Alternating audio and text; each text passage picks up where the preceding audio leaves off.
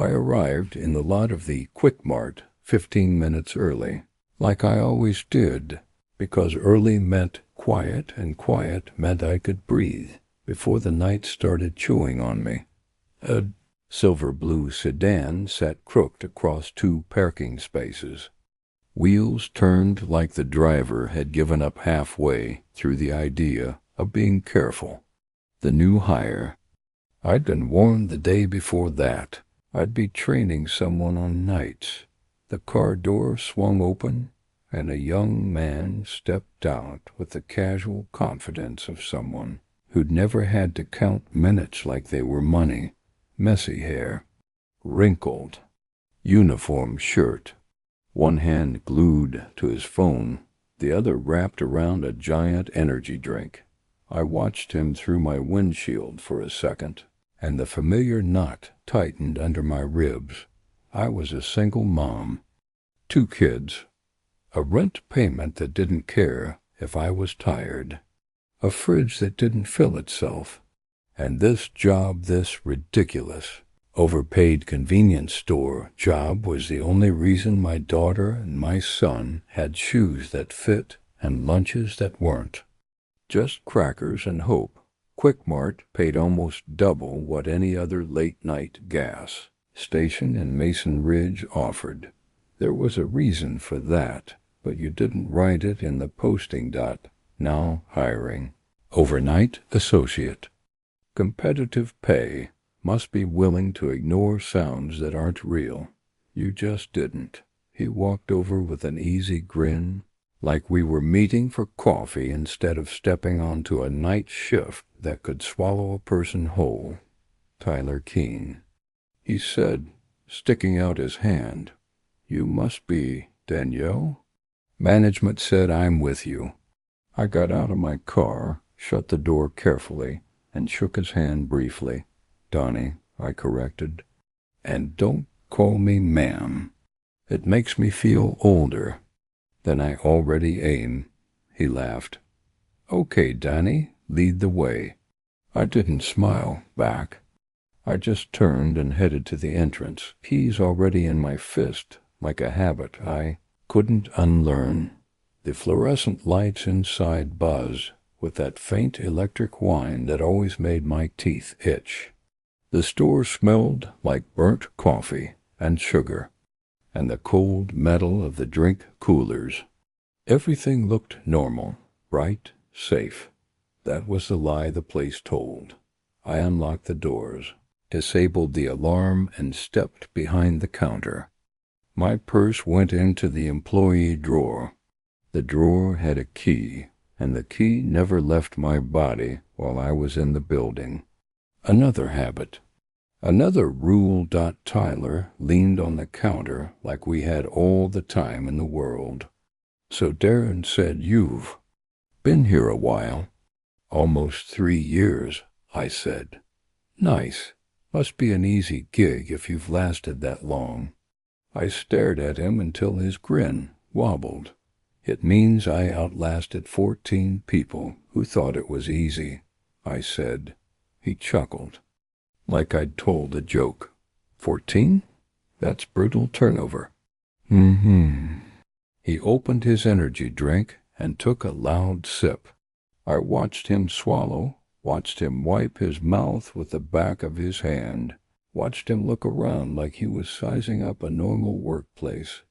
I inhaled slowly and made my voice flat on purpose. "Before I show you the register, there are rules," I said. "Not suggestions, not folklore, rules." Tyler's eyebrows lifted. "Like, don't steal scratch tickets and don't flirt with customers?" I didn't blink. "Rule 1, I said. "You never work alone, ever. If your partner calls out, you don't power through. You call me or you call whoever Darren assigns. You do not start a shift solo, and you do not finish one solo." Tyler nodded quickly. "Yeah, okay.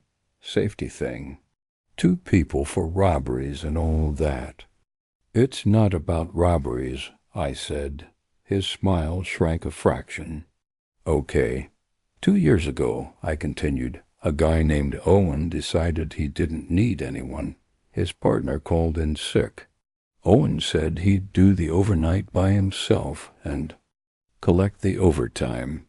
Tyler's eyes flicked away, the way people look when they think a story is about to get dramatic. The cameras showed him stocking shelves until 2:13 a.m. Then he looked up at something off camera near the back hallway. Just stared, like he recognized it. Then he walked into the supply room. I paused. He never came out. Tyler frowned. So, he quit, like walked out? No, I said. The back door was locked from the inside. His car stayed in the lot. His jacket was still on the hook. His phone was still behind the counter. He just vanished. Tyler huffed out a laugh that didn't sound confident. That's insane. That's Quick-Mart, I said. He opened his mouth to argue, then seemed to decide I was messing with him. Okay, sure. Creepy workplace legend. What's rule 2 don't? Say Bloody Mary in the mirror? I didn't answer. I just walked around the counter and motioned for him to follow. Let me show you the layout, I said. He followed me through the aisles, still smiling, asking normal questions about where the chips were stocked and how often we rotated dairy. He was quick, I'll give him that. He moved like someone used to learning on the fly when we reached the drink coolers. I handed him a case of energy drinks to restock. He crouched, stacking cans, and asked, "So why is the pay so high here? For real? This place is basically a gas station with a bakery rack." "Ours," I lied. "And special circumstances." He straightened. "Special circumstances?" Before I could choose the least dangerous way to answer, a sound came from the restroom hallway. Scratch, scratch, scratch. Slow and deliberate, like fingernails dragging along the inside of a door. Tyler froze with a can in his hand. "What the hell is that?" My hand shot out and closed around his wrist. "Rule 5, I said low. "You never check bathroom noises." Between 10 p.m. and 5 a.m., he blinked at me. "What?" The scratching got louder, sharper, impatient. Tyler started to step toward the hallway. I tightened my grip. "No. Someone could need help," he said, tugging. "What if a kid?" "It's not a kid," I snapped. The scratching stopped. A beat of silence, then soft crying drifted out, thin and trembling, like a child trying not to be heard. Tyler's face changed. The cocky grin evaporated. His eyes, "That's a kid." My stomach tightened, because it always sounded convincing. Always. "It's never a kid," I said. "It's a hook." He tried to pull away again. "You can't. Just ignore a kid crying." I stepped in front of him, chest to chest, hands on his shoulders, forcing him to stop moving. "Listen to me," I said, every word slow. "The bathroom was empty 10 minutes ago. I checked. There is no child in there. That crying is a lie. That wears a child's voice because adults are wired to respond to it." The crying rose for a few seconds, into a shivering wail. Tyler's jaw worked like he was chewing on the idea of disobeying me. Then the sound stopped, like someone snapped a finger. The store went quiet again, except for the buzz of lights and the of refrigeration. Tyler swallowed. "What was that?" "That," I said, "is why we get paid." He stared down the hallway. "You're serious." "Dead serious," I replied. He didn't argue right then. Not out loud, but I could see it in the way his mouth tightened, The way his eyes searched for a normal explanation to staple onto something that didn't have one. People like Tyler didn't believe until belief cost them something. I kept training him anyway. Rule 2. No alcohol sales after 2 a.m., no exceptions. No bribes. No threats. Rule 3. If the lights blink 3 times, you go to the back room and you wait exactly 7 minutes.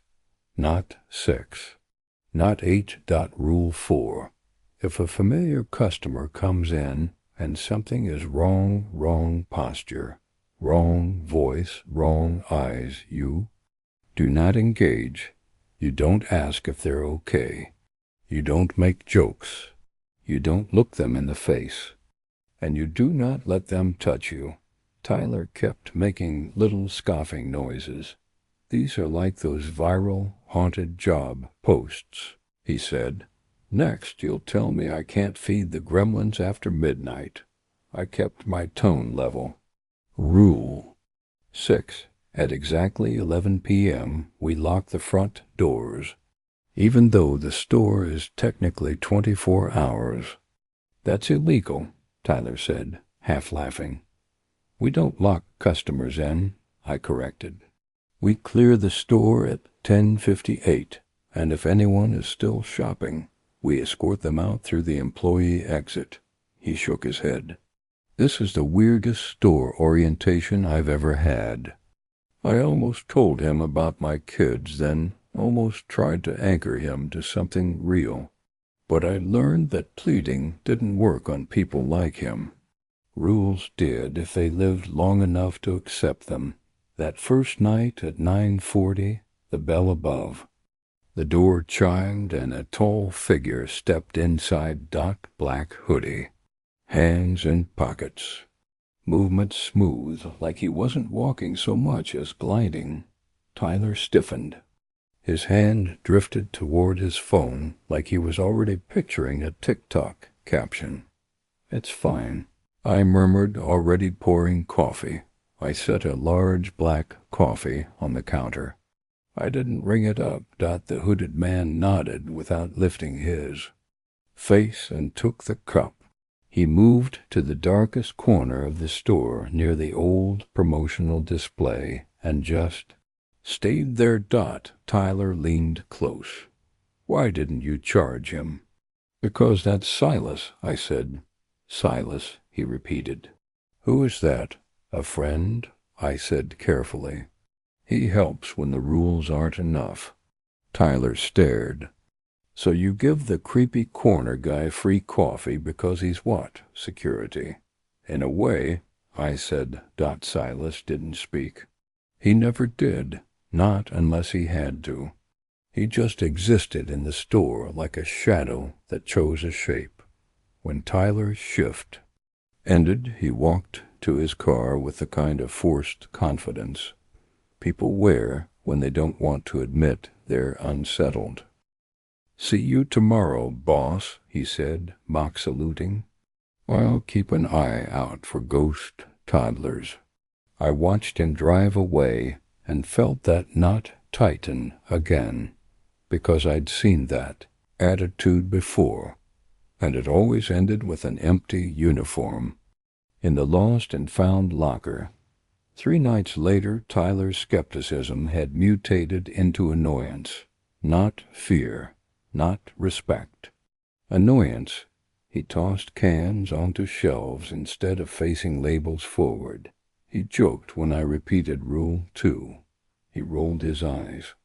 When I corrected him, and I was tired. So tired my bones felt like they'd been sanded down. My sitter had called out, which meant I'd driven my kids to my mother's across town, which meant 4 hours of sleep and a caffeine headache behind my eyes.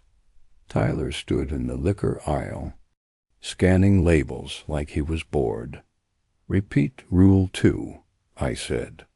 He didn't even look up. No booze after 2, even if they offer me $1 million or threaten to murder me. My jaw clenched. This isn't funny. He sighed. Danny, I get it. You're committed to the bit. It's not a bit, I snapped. He smirked. Then what is it? I stepped closer, lowered my voice. 2 months ago, a woman working. Register took $500 to sell a bottle at 2:24 a.m. The guy left. Came back 10 minutes later. Tyler's smirk flickered. Okay. It wasn't him when it came back. Tyler did a small shrug. Drugs, alcohol, people get weird. It walked through the front doors without opening them, I said. He laughed. Cameras glitch. It broke both of her arms, I said. Tyler's laughter died in his throat, and Silas had to intervene. I finished. For a second, he looked like he might actually absorb it. Then the front door chimed and Karen Dalloway stepped inside. Karen came in every night at the same time for lottery tickets and cat food. I knew her laugh. I knew her perfume. I knew her limp from her knee surgery. But the thing that walked in wearing her body that night wasn't Karen. It moved in jerky stutters, like it forgot how joints worked, and Karen's head was tilted so far to the side her ear nearly touched her shoulder. My hand clamped onto Tyler's forearm hard enough to hurt. Rule 4. I hissed. Tyler's eyes locked onto Karen. His face drained. Karen's body stayed facing forward, but her eyes slid sideways in their sockets. Turning toward us without her head moving, Tyler whispered, That's just Karen. It's not, I said, and pulled him back toward the stockroom. Karen's mouth stretched just a little too wide, like she was testing the skin. Tyler's breath came quick. Maybe her neck. Normal people don't turn their eyes like that, I cut in. We retreated behind the employee door. I left it cracked just enough to watch. Not Karen wandered aisles, picking up items, tilting her head, setting things down wrong, like a child playing with props. Like it didn't understand what groceries were but enjoyed pretending. After a few minutes, it stopped, stared toward the ceiling, then walked out without buying a single thing. Tyler stood frozen when I finally opened the door. That was... He started. Progress, I said. That you didn't talk to it. He didn't laugh. He didn't make a joke. He just looked pale and quiet. I thought maybe that would be the turning point, but Tyler didn't change. Not really. He'd believe for a moment, then snap back to rationalizing, because that was safer for his ego than admitting the world was stranger than he'd ever allowed. A week later, he delayed the 11 p.m. lock just to prove me wrong. We were alone together on Tuesday night. The store was empty. The lot was empty. The air outside pressed against the windows like wet cloth. At 10:55, I told him to start the sweep. He glanced up from his phone. Yeah. At 10:59, I stood by the doors, keys ready, my pulse loud in my ears. Tyler was still in the back. Tyler. I called. Fine, he yelled back. All clear. The time on my phone clicked over to 11:01. My hand shook as I threw both DEADBOETS. Tyler strolled up like he'd done nothing wrong. What? He said. We're late by a minute. Relax. I turned on him, voice so low it trembled. A minute. As a door held open. He snorted. Danny, nothing happens. I leaned in until he could smell the coffee on my breath. Last year, a girl named Marin locked up 15 minutes late. They found her body behind the dumpster, with her skin folded like a turned glove. Tyler's eyes widened before he forced a laugh. That's not possible. I saw the photos, I whispered. Darren makes us look, so we remember. The laugh died. Tyler stared at the doors as if they might start breathing. For the rest of that shift, he kept glancing at the glass, flinching when branches scraped outside. But I could tell he still wanted a normal explanation. Thursday night, the power cut out at 1:33 a.m. Not just our lights, everything. The street lamps, the sign, the humming coolers. Total dark. Tyler's voice came from the register. Power outage. No, I said, already pulling out my phone. The backup should kick in. My flashlight beam wobbled across the front doors and froze. Figures pressed against the glass. Outside. Not one or two. A cluster. A crowd. Their faces were wrong. Features too stretched, too smeared, like someone had tried to paint humans from memory and failed. Then they started hitting the doors. Bang, bang, bang. The glass shuddered in its frame. Tyler stepped toward them. Instinctively. Who are? Don't look, I hissed, yanking him back. Not in the eyes. The pounding intensified. Hands slid down the glass, leaving wet streaks that didn't look like water. Tyler's breath came out in broken pieces. Donnie, a shadow moved from the corner, tall and calm. Silas. He walked to the doors like he owned the night. He didn't rush. He didn't hesitate. He just stood there. The figures outside stopped. Then they scattered into the dark like frightened animals. The instant they vanished, the power snapped back on. Bright fluorescence, happy register beeps, cold air from the coolers, like nothing had happened. Silas stood another second, then drifted back to his corner. Tyler gripped the counter with both hands. His knuckles were white. What was that? He whispered. That, I said, is what happens when the boundary gets thin.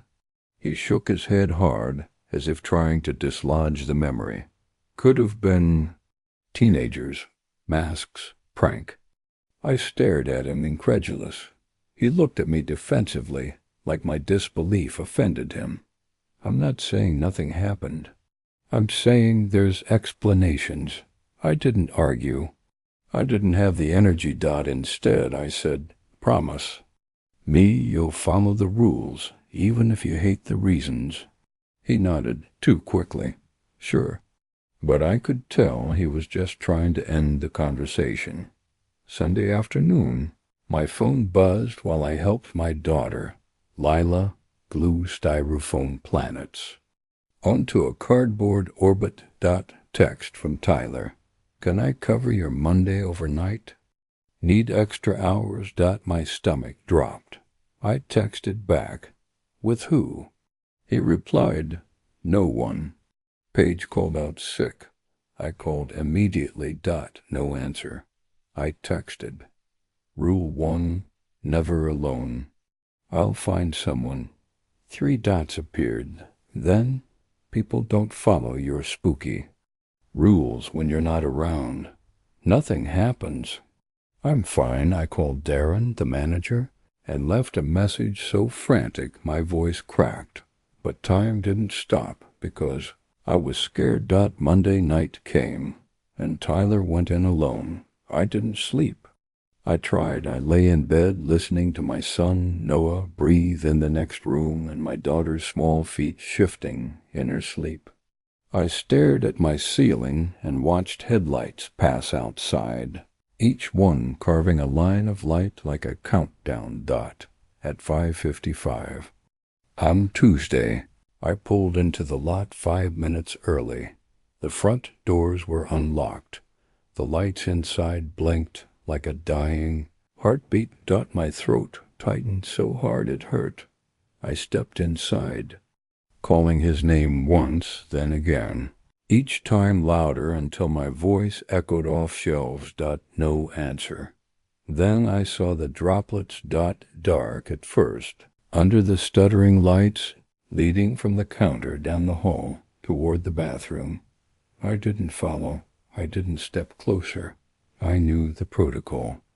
I'd repeated it to Tyler until my mouth went numb. If something is wrong when you arrive, you leave. I pulled out my phone and called Darren, straight to voicemail. I left a message with shaking words and backed out of the store like it might lunge at me. When I reached my car, the lights inside the Quick Mart steadied for one horrible second, and the droplets flashed red. Blood. Drove home with my hands locked around the wheel like I could strangle the fear out of it. My neighbor, Mrs. Anwar, had stayed overnight with my kids. She opened the door, took one look at my face, and her expression shifted into concern. Danielle, she said softly, what's wrong? I'm fine, I lied too quickly. Lila appeared behind her, hair messy, eyes too perceptive for 8 years old. Noah bounced behind her, cereal on his chin, already talking about a dream with dinosaurs.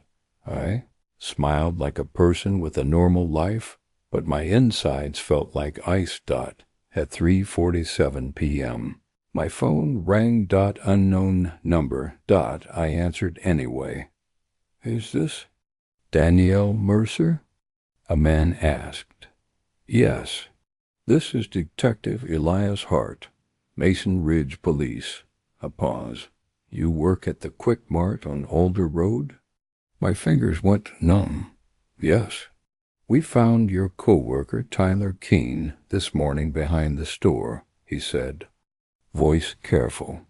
We need you to come in and answer some questions. The room tilted. Found him, I repeated. I'm sorry, Hart said. His body was recovered, like a thing, like a package. Lila looked up from her homework. Across the table, she watched my face change like she could read grief as easily as words. Mom, she whispered, what happened? I ended the call with a promise to come in at 5, then sat down like my legs forgot how to hold me. Noah asked if we were having pizza tonight.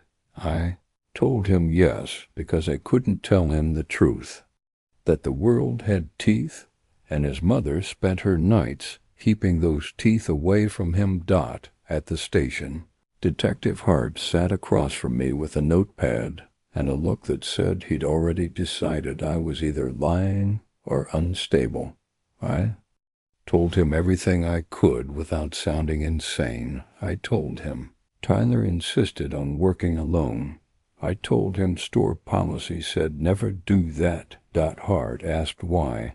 I hesitated, then gave him the rules anyway, because the alternative was letting him believe Tyler's death was random.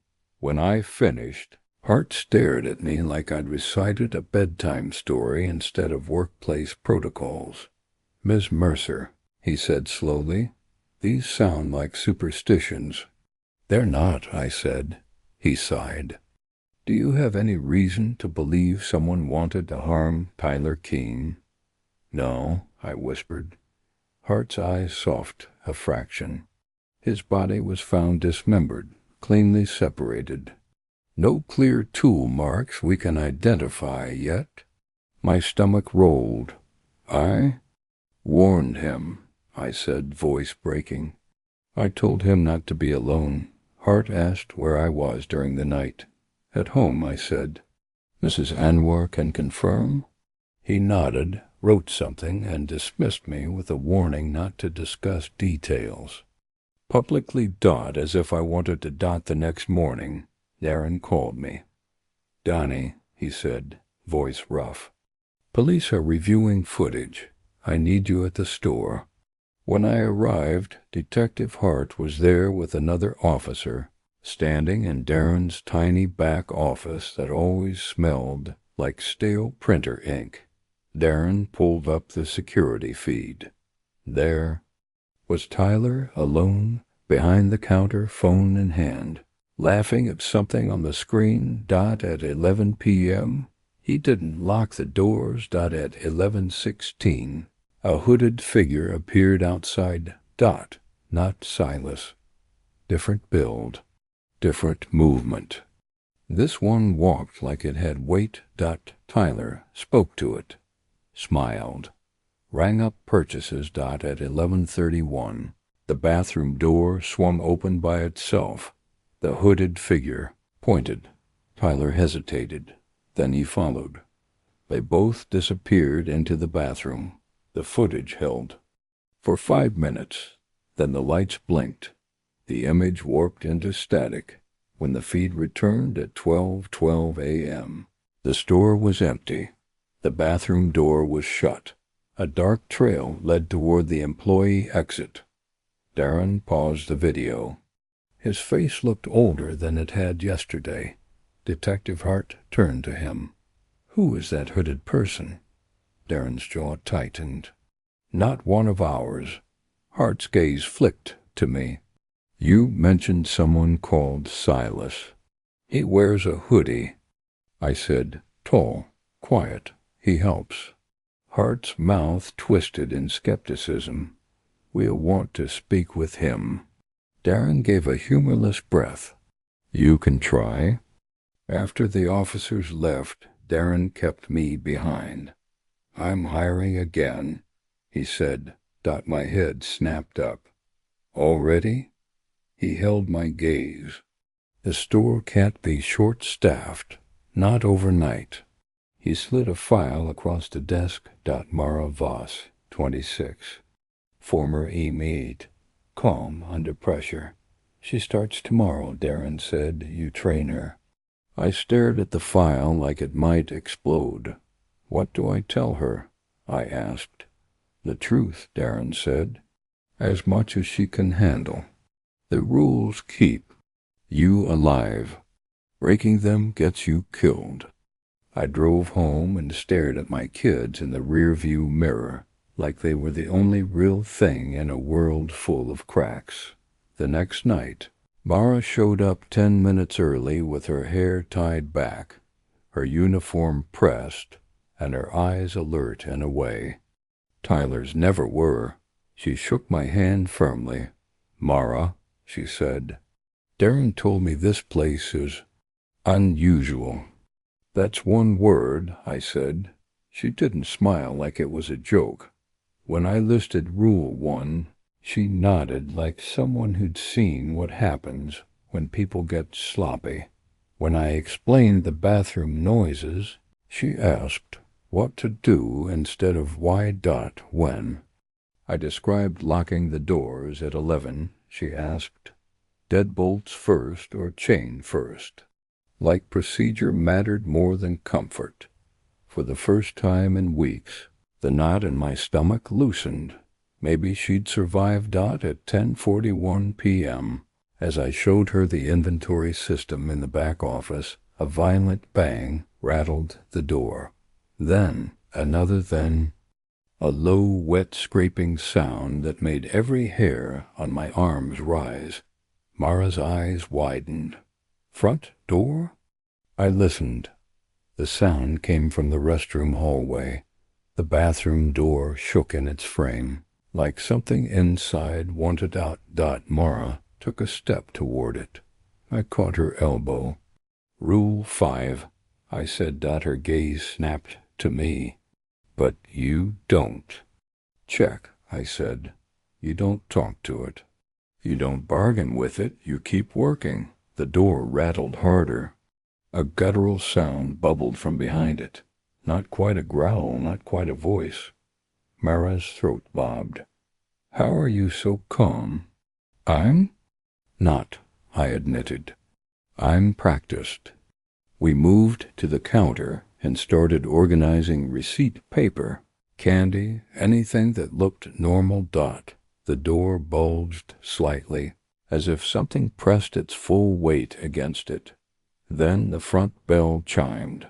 Silas stepped in, black hoodie, silent as breath. Mara stiffened, eyes tracking him. I poured his coffee without being asked, black and bitter. I set it down.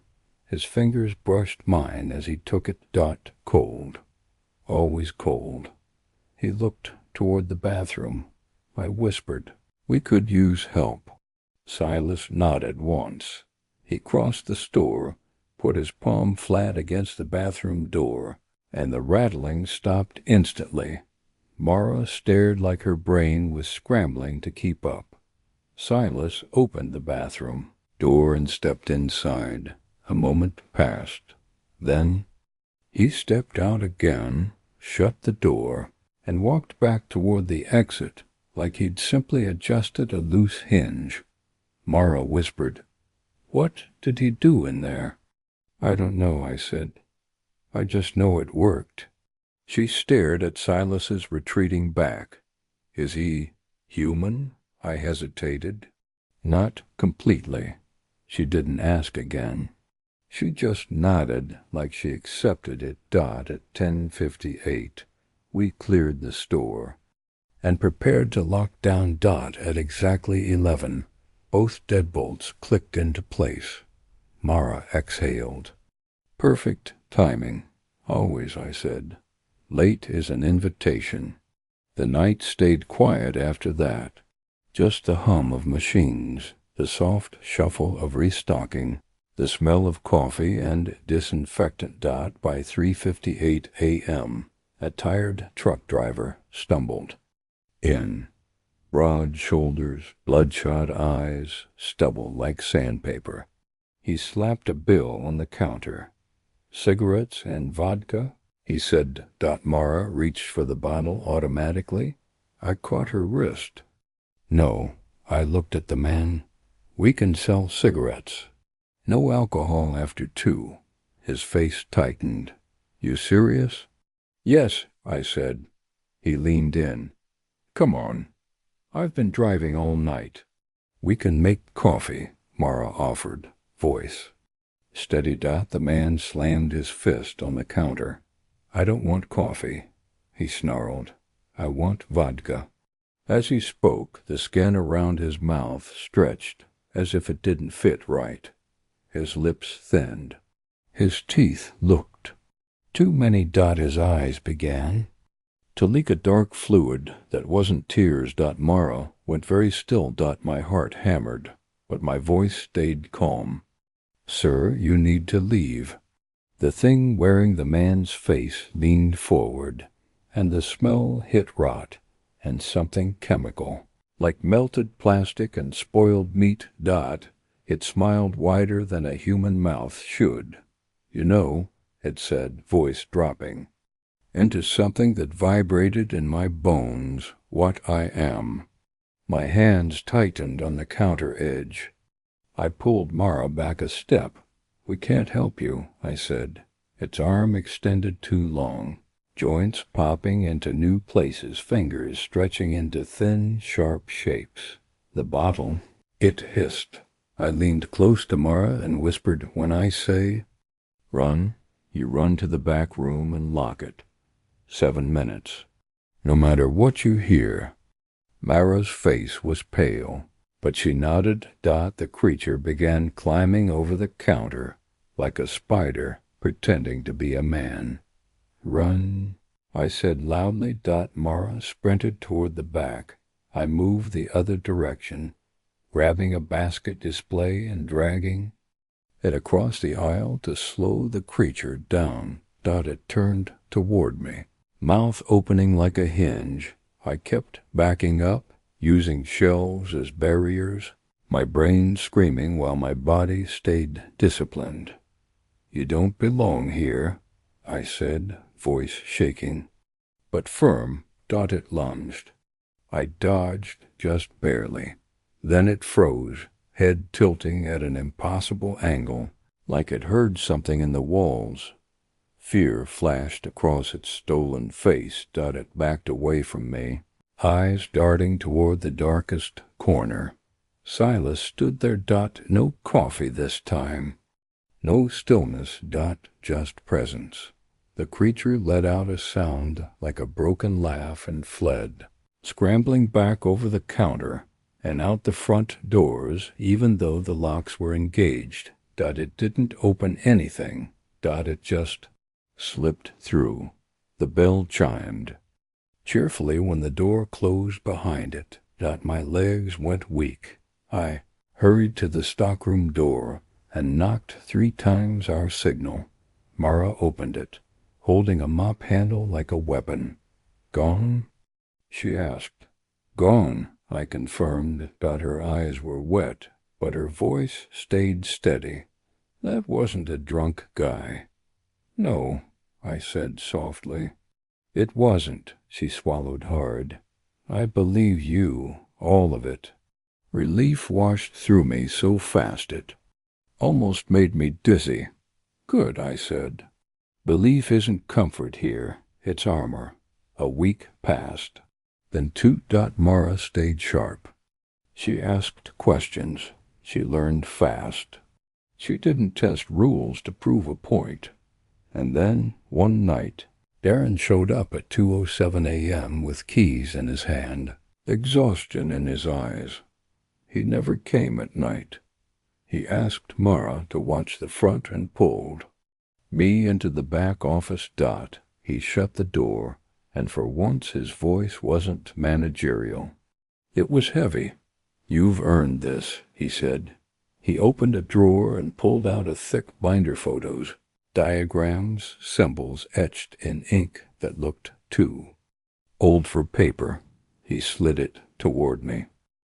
"The Quick Mart isn't just a store," Darren said. "It's built on a thin place, a seam." I stared at him. "A seam between here and elsewhere," he continued. "The rules aren't random. They're timing and geometry and containment. 11 p.m. is when the seam is weakest. Every access point is a temptation." My mouth went dry. "And Silas?" Darren's expression softened slightly. "Silas isn't one of us. A thing that chose to stand on our side more often than not. Not because he loves us." Darren leaned forward. "Because it's getting worse."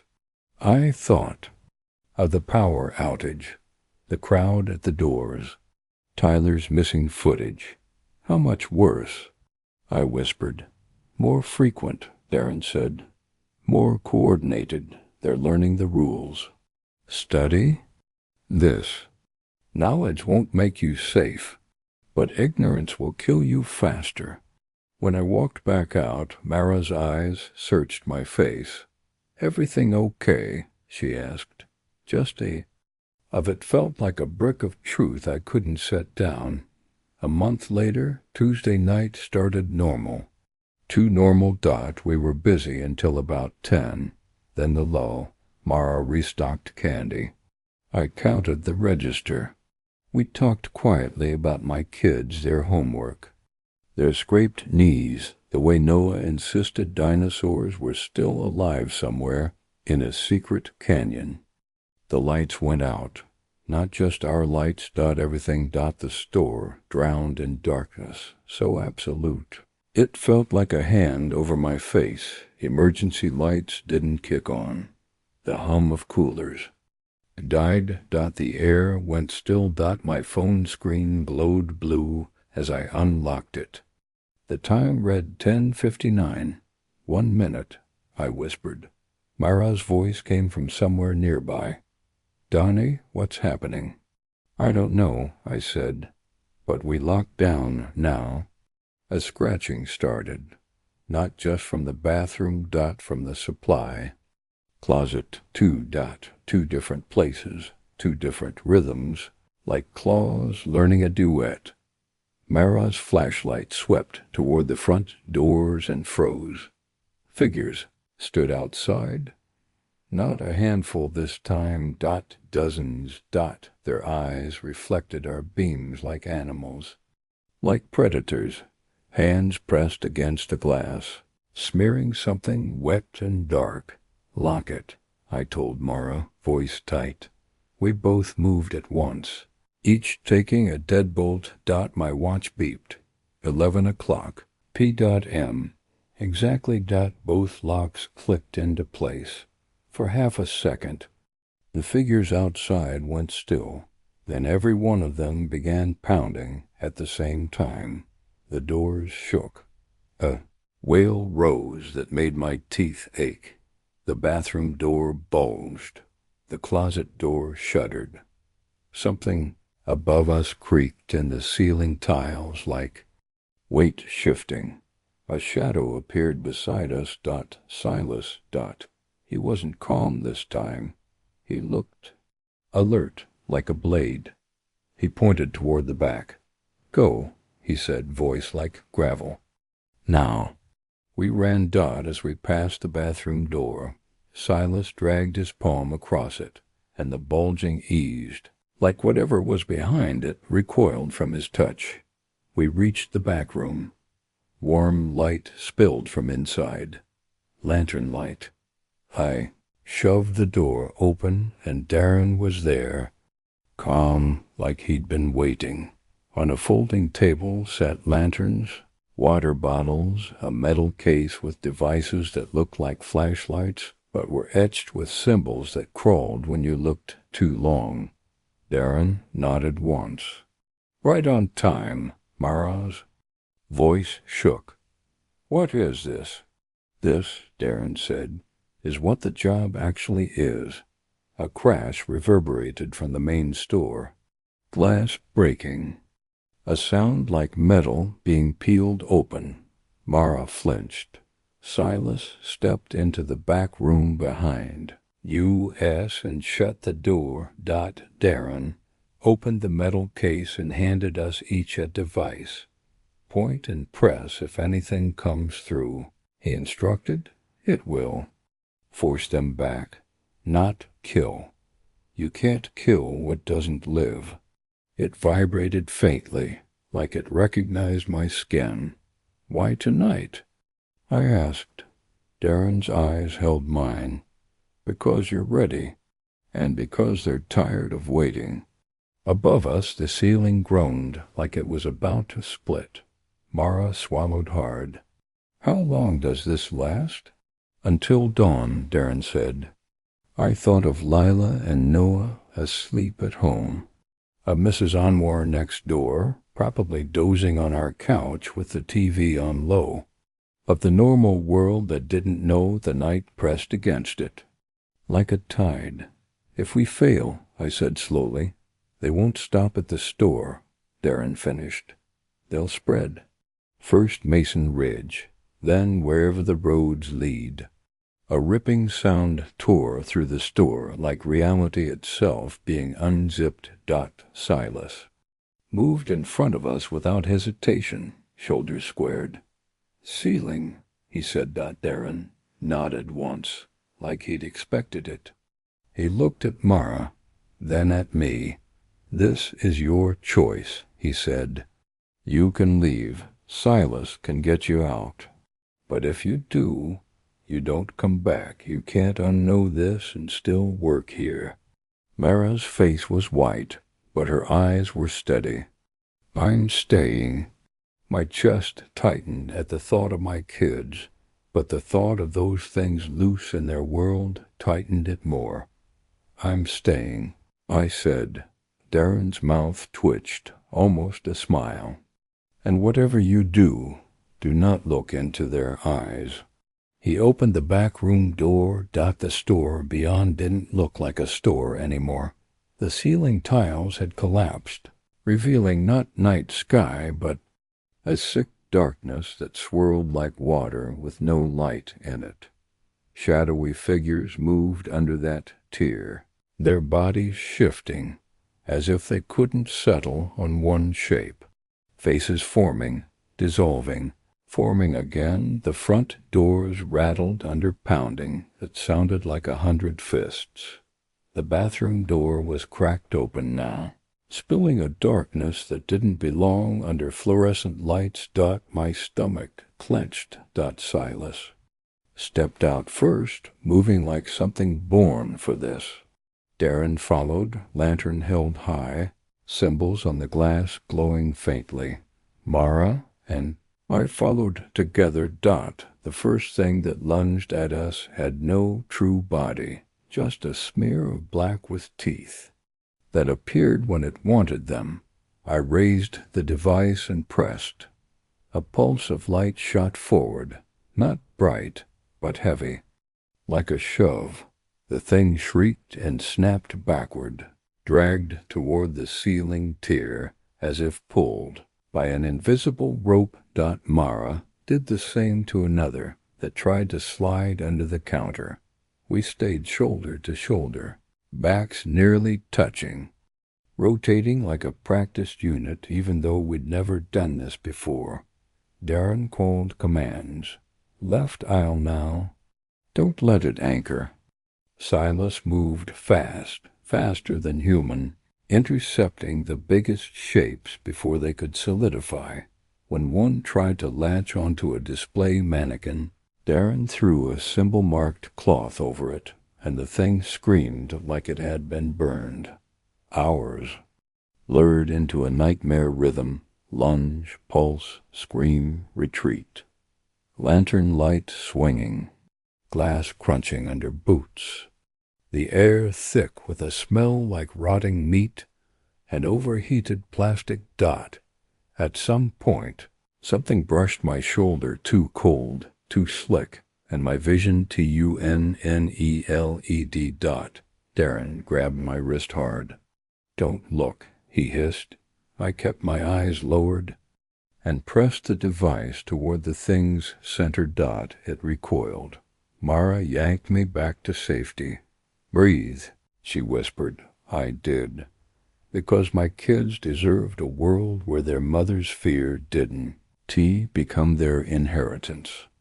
Sometime near 5:30, gray light began to seep through the broken ceiling, not from the tier, but from the real dawn outside. The darkness above shuddered like it was suddenly uncomfortable.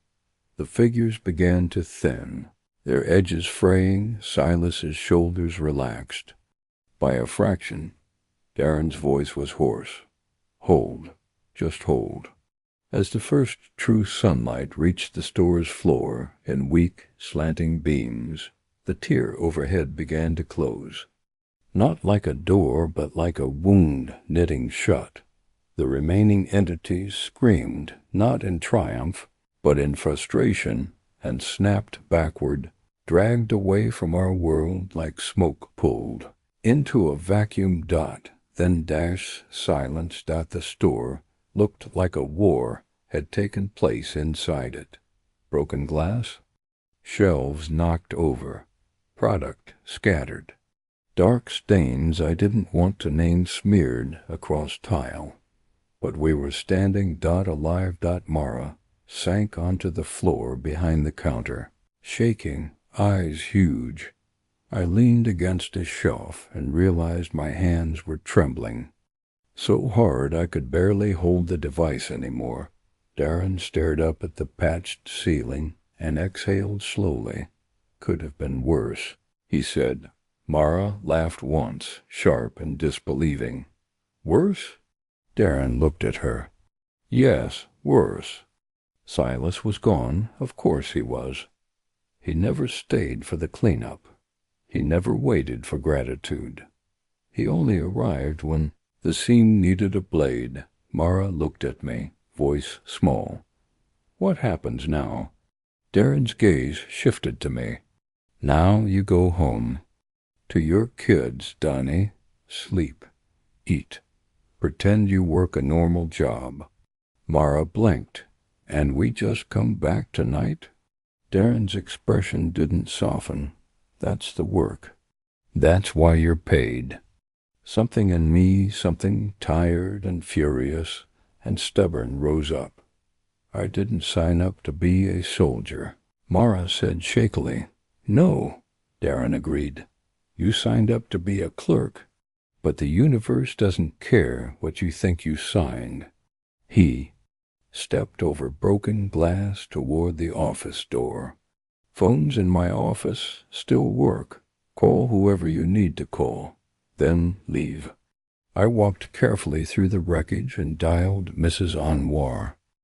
She answered on the second ring, voice sleepy. Hello? It's me, I said, and my voice cracked on the relief. How are the kids? They're still asleep, she said. Everything okay, dear? I stared at a shelf where candy wrappers fluttered in a draft that shouldn't exist. Yeah, I lied. Everything's fine. When we stepped outside, sunlight hit my face like warmth was a gift I'd almost lost. Mara stood beside her car, hands shaking as she fumbled her keys. We did that, she whispered. We held, I said. She looked at me, eyes filling. Tyler didn't have a chance, did he? I thought of his crooked parking job, his easy grin, the way he'd mocked ghost toddlers. He had chances, I said quietly. He just didn't take them. Mara swallowed hard. I'm not going to be him. No, I agreed. You're not. That night, the store was normal again. That was the strangest part. By 10 p.m., a crew in unmarked coveralls had replaced the broken fixtures, reset shelves, scrubbed stains so thoroughly you'd swear nothing had happened. They didn't speak to customers. They didn't wear logos. They moved like people who knew time mattered more than questions. When I arrived for my shift, Darren stood by the counter with the binder open. He looked at me and said, You're not just surviving now. I stopped, keys in my palm. What do you mean? He nodded toward the symbols inside the binder. You understand them, the timing, the way the seam moves. You made choices under pressure. You didn't freeze. My throat tightened. I did what I had to. Darren's eyes held mine. That's what guardians do. I looked toward the corner where Silas usually stood, empty. Why does Silas help? I asked, voice low. Darren hesitated, then said, Because what's behind the seam would devour him too, if it ever fully breaks through. He's protecting himself as much as us. I thought about that. About alliances that weren't kindness, just necessity, and still, protection was protection. Later, around 4:12 a.m., while Mara ran an inventory count, I noticed something on the counter beside the register. A small paper crane folded from receipt paper, neat, precise. I hadn't seen it a minute before. Mara returned and stared at it. Did you make that? I shook my head slowly. The air felt colder for a second. Then, from the corner of the store, a shadow deepened, just slightly, as if acknowledging us. Mara whispered, Silas? No answer. But the paper crane remained. A quiet reminder, a warning, a promise. When dawn came, we locked up and walked to our cars together. Exhaustion draped over us like heavy coats. I drove home and watched my kids eat breakfast. Like the world was simple. Noah told me a joke that didn't make sense. Lila asked if I could help her study spelling words later. I kissed their foreheads and smiled, and I realized the ending I'd been waiting for. The satisfying wrap-up, where the danger ends and life returns to normal, wasn't how this story worked. The seam didn't close forever. The rules didn't retire. This wasn't a battle that ended. It was a boundary that had to be held, again and again, by people willing to believe, without needing proof every night.